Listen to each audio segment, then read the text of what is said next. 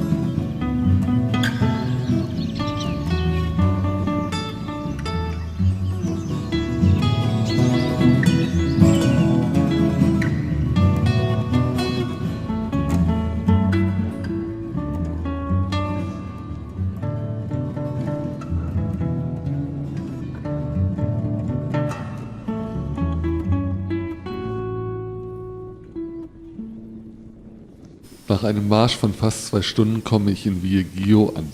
Ich fühle mich bestens und laufe weiter. Ein paar Wolken sind am Himmel aufgetaucht und unter Umständen gibt es bald kein gutes Wetter mehr.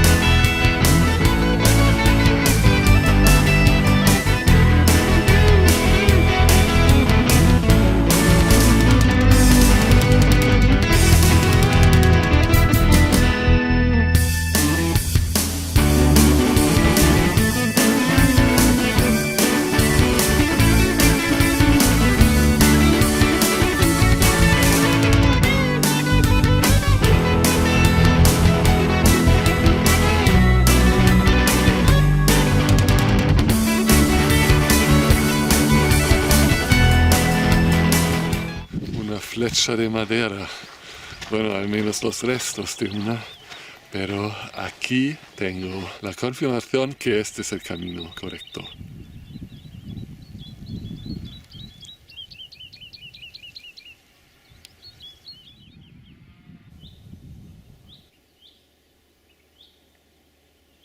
Évidemment, il y a beaucoup de pèlerins français dans ce chemin.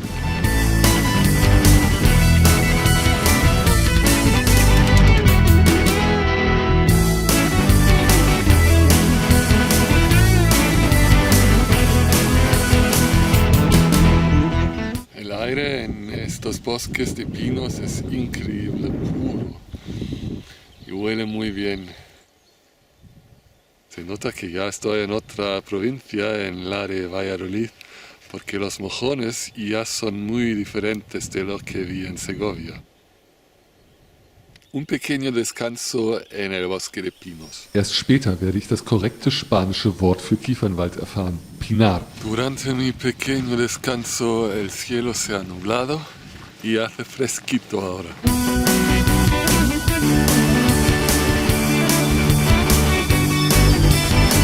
Después del silencio, de la tranquilidad de los bosques del pino, es un asco caminar por una carretera otra vez, además con los coches malolientes. ¡Uah!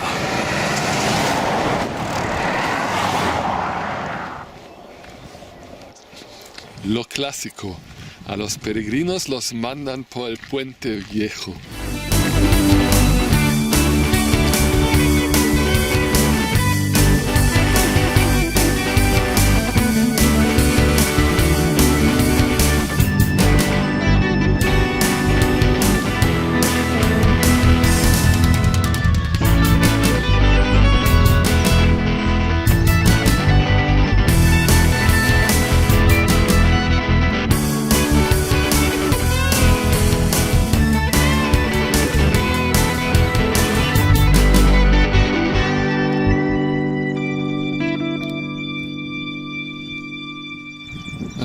El trayecto.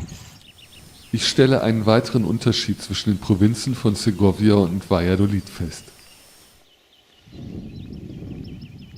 Aquí los bosques ya no son públicos y además hay demasiadas flechas amarillas para mi gusto.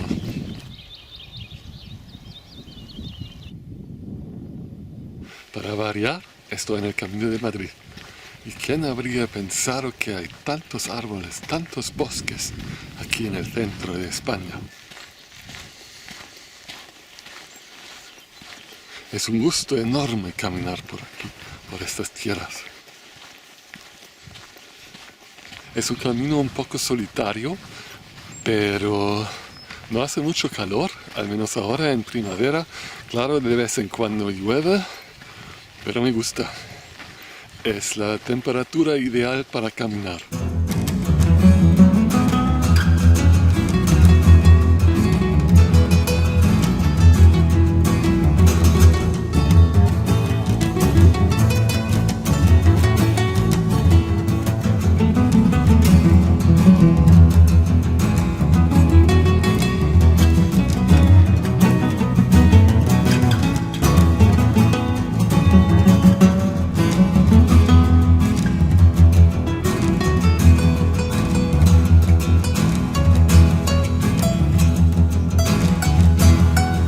Nachdem ich Alcazarén erreicht habe, wo es eine Kirche des Apostels Jakobus gibt, fängt es an zu regnen und hört nicht mehr auf. Einverstanden.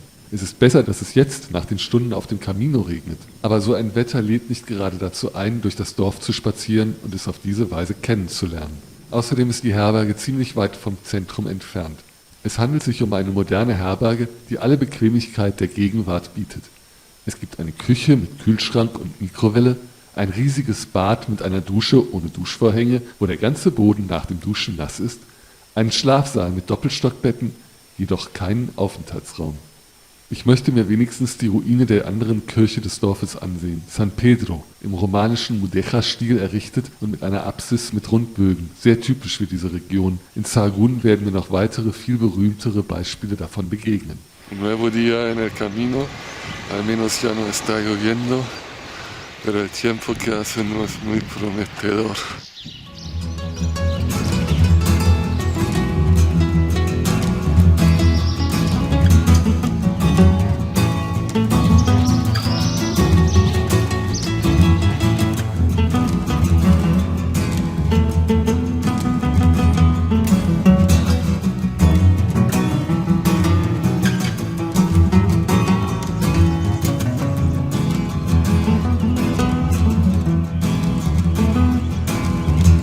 Hoy tengo que pensar en la Vía de la Plata. Hay una etapa cerca de Grimaldo que es un poco como esta de hoy, con una valla, una vegetación bastante parecida, donde el camino también pasa por una cañada.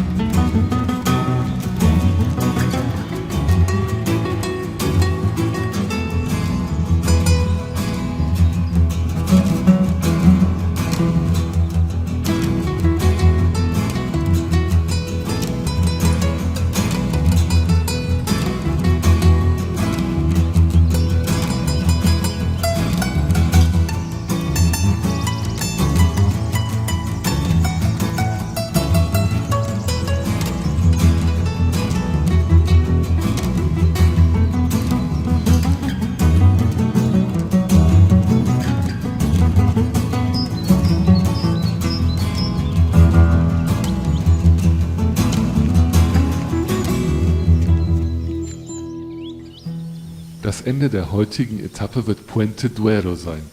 Es ist bloß eine Etappe von 25 Kilometern, aber ich bin schon wieder sehr spät losgelaufen. Auf diesem Camino fällt es mir sehr schwer, einen Rhythmus zu finden. Mir fehlt der Kontakt zu anderen Pilgern, um mit ihnen Erfahrungen und Erlebnisse auszutauschen. Vermutlich wird es ab Sahagún mehr als genug Pilger geben. Ich weiß noch nicht genau, wie es dann weitergehen wird. Vielleicht bleibe ich auf dem französischen Weg, falls es dort nicht allzu viele Pilger gibt. Oder im Falle von gutem Wetter werde ich nach Oviedo auf dem Erlöserweg weiterwandern, wie ich es schon vor einem Jahr vorhatte. Pues para un peregrino, venir de fin de semana es un poco caro. La ensalada muy salada, demasiada sal. Y bueno, había una cucaracha en el baño.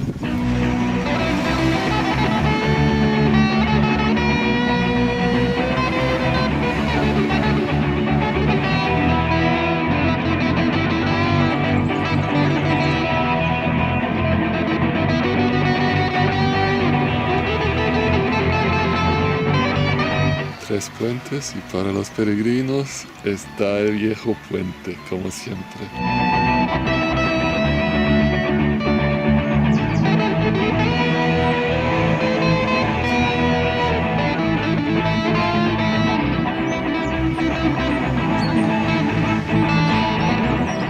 Por primera vez sin chaqueta impermeable, pero aún así sigo estando de rojo. Vor allem wegen der ultravioletten Sonnenstrahlen, aber das kann ich jetzt noch nicht sehen. Joder, la guía me ha conocido un poco mal. Una cosa que os puedo decir es que esta guía que tenía en el internet estaba muy mal, porque no hay ningún modo de bajar razonablemente por aquí. Lo que pasa es que un peregrino siempre encuentra una manera de bajar o subir. Una vez más se nota que cosas como una autopista, una autovía, ya se acabó la primera tarjeta SD. Lo que iba a decir es que estas líneas de trenes de alta velocidad, las autovías, las autopistas, lo que sea, siempre cortan el paisaje para los que son más débiles. Por ejemplo, caminantes, peregrinos, animales.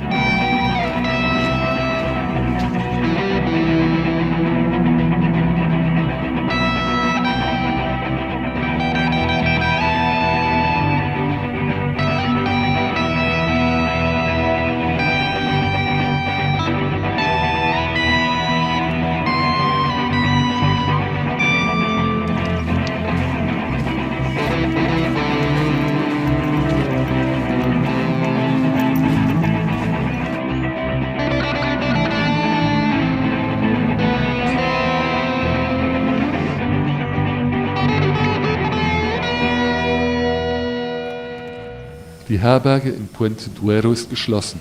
Man muss eine Telefonnummer anrufen. Zum Glück ist der Herbergsvater am Apparat. Er sagt mir, dass er in Valladolid ist und den nächsten Bus nehmen wird. Ich solle so lange in der Dorfkneipe auf ihn warten. So innerhalb der nächsten halben Stunde werde er wohl eintreffen. Todo el mundo se va encantado. ¿Ya me estás grabando? Sí. Sí, lo vas a pasar por televisión en Alemania. No. Está bien. Später höre ich, dass Arturo, der Herbergsvater, auch der Präsident des Vereins der Freunde des Jakobsweges in Valladolid ist. Er erzählt mir die Geschichte dieses Ortes, wie sich der Wohnhausstall einer großen Sinti-Roma-Familie in eine Pilgerherberge während unzähliger Wochenenden in 15 Jahren durch viele Umbau- und Renovierungsmaßnahmen verwandelt hat. Auf eine gewisse Weise ist diese Herberge sein Lebenswerk und ich verstehe, warum er hier auch schlafen wird. Glücklicherweise im Hospitalero-Zimmer, denn er schnarcht höchstwahrscheinlich.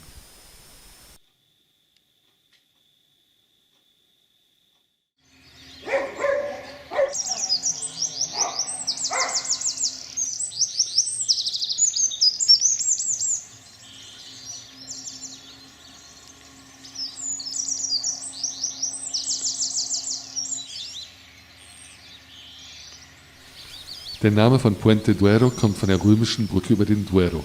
Überraschenderweise ist sie immer noch in Gebrauch. Naja, die Römer wussten wahrlich, wie man diese Dinge bauen musste. Un nuevo día en el camino. Hace Un un año conocí a una peregrina que quería ir a una ciudad en el Duero o Douro, también al final después de haber llegado a Santiago.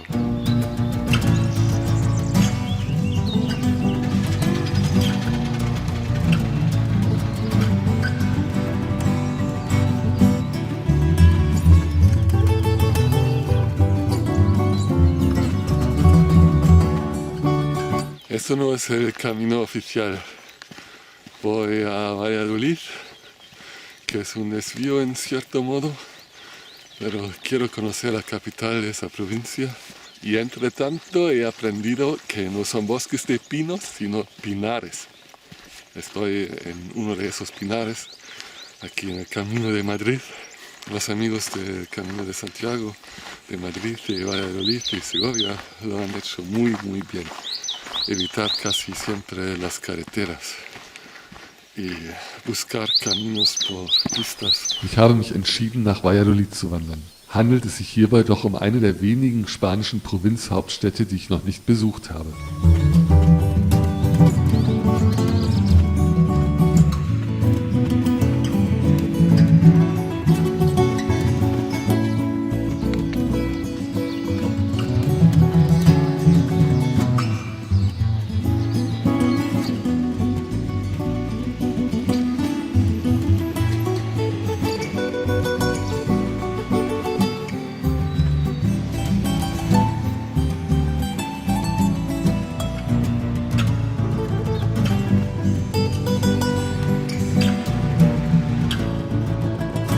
Es überrascht mich, dass Valladolid größer als Segovia oder Toledo ist. Es scheint so, als wären diese Städte zu nah bei Madrid, um sich wirklich entwickeln zu können. Valladolid ist die größte Stadt in ganz Kastilien und León, größer gar als Burgos oder Salamanca. Auf dem Jakobsweg betrete ich Städte normalerweise nicht sehr gerne wegen des Verkehrs, des Lärms, der übel riechenden Luft. Aber dieses Mal ist es anders. Auf diesem so einsamen Weg will ich andere Menschen sehen. Und wer weiß außerdem, wann ich noch einmal die Gelegenheit haben werde, Valladolid zu besuchen. Arturo sagte mir, dass ich nach Puente Duero zurückkehren müsse, um anschließend den Weg fortzusetzen, da es keine gelben Pfeile gebe, um aus der Stadt wieder herauszugelangen. Aber ich weiß noch nicht, was ich machen werde.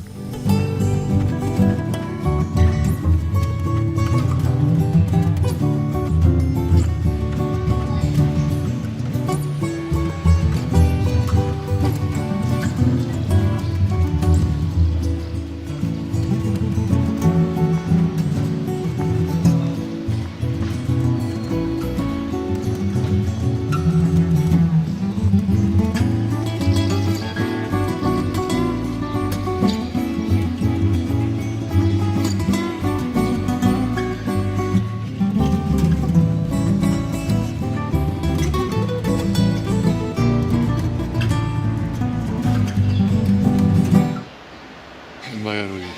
Dos de las pensiones de la lista que me han dado en Madrid ni siquiera existen y ahora estoy en busca de otra.